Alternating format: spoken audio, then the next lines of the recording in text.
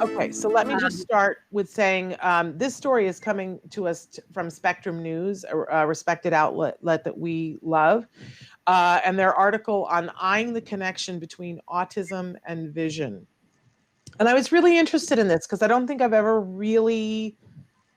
I've noticed more and more that people are reporting that their kids with autism. I know my son went to a developmental ophthalmologist and we uncovered an eye issue. And that helped Mm-hmm. once we identified that, it helped him with a whole lot of things. But they're saying that they're seeing overwhelmingly that there are connections between sight and issues with sight, in particular blindness. Nancy, did you Right. have you ever This was considered? a shocking number. Yeah, I was really shocked at the number they quoted here. Autism is at least 10 times as common among blind people as it is among the general population. That's a huge It number. is a huge number. And, it made me stop and think. And I was like, well, gosh, I do know a lot of members of the autism community that are blind. And I never really put it together about statistically. But there was one thing in this article that I went, okay, this is something interesting. That in 1956, if you think about this, this is the dark ages of autism. In 1956, they did a study of 60 children with retinopathy of prematurity, a condition in which light capturing tissue at the back of the eye does not develop properly. 60 children. Five of those children turned out to be on the spectrum. And if you think about that, at that time, there was only 1 in 1,000 children that got an autism diagnosis. That 5 out of 60 of those children had this. Out of 60 children that had this very rare thing, the retinopathy of prematurity, 5 of them ended up being on the autism spectrum.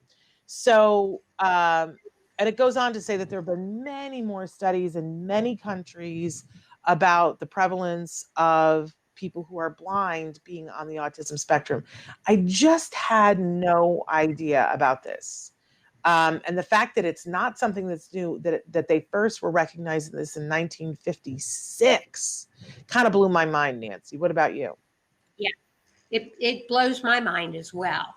And they're saying there's the variety of explanations about this correlation between lack of eyesight and autism, that a lack of visual input may disrupt some aspects of social development and lead to autism traits. Yes. Yes, which is a very interesting way of looking at it, right? And, I'm always interested in what's the takeaway. And the takeaway for me, it just reminded me that here on the show, that we've had people who specialize in eye issues on the show before, and it reminded me that we need to get them back here and that we need to put out the call to everybody that have your child's vision checked, and that it's not enough to just go to the eye place that happens to be in the mall that you're in, that you might want to have your child looked at by somebody who's a little bit of an expert. It's rough because a lot of those developmental not pediatricians, developmental ophthalmologists suggest that it's easier for your eyes to be checked for different issues when the child is like 6 or 7, right? Because it's hard to check their eyes otherwise, because they're asking them to check in on things. And when, even for kiddos on the spectrum that are non-vocal, it can be hard even at that age.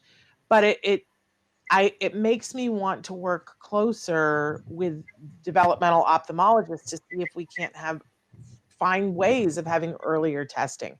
I'm going to be looking for doctors who know more about this.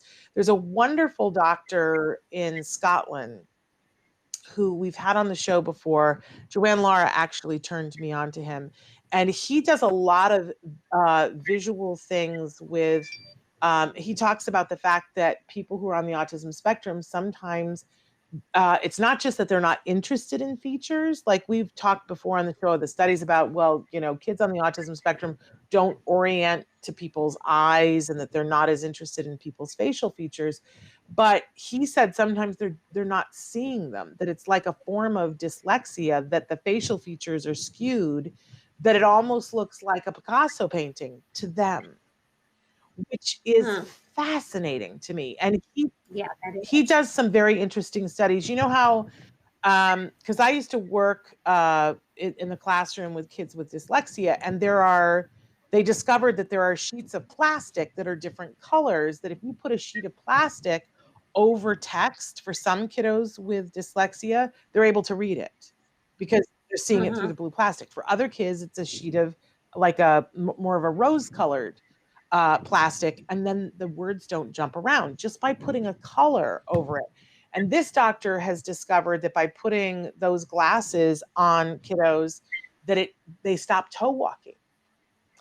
And Hmm. that, there's one video that he showed me of a teenage girl, and he said, okay, I'm going to put my hands up. And this was something that the developmental ophthalmologist had done with my son. But he said, okay, I'm going to put my hands up. Can you, and in front of you, can you see both of my hands? And she says, yes. And he says, I'm going to be moving my hands outward.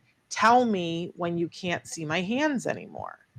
And he only got about this far. And she said, I can't see your hands anymore. And he said, you can't see my hands right now? You can see them now, but you can't see them now. And she said, yes. And he sticks the rose colored glasses on her, literal rose colored glasses. And he says, okay, Mhm. can you see my hands now? Yes. Can you see my hands now? Yes. Can you see my hands now? Yes. Can you see my hands now? Yes. And it's like it instantly gave her peripheral vision, which, if your field of vision is here, think of all the social things you're missing. Right. You're missing. So fascinating stuff.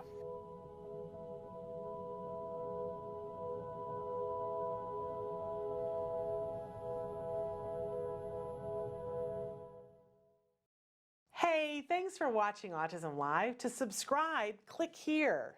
And if you'd like to check out some more of our videos, click here.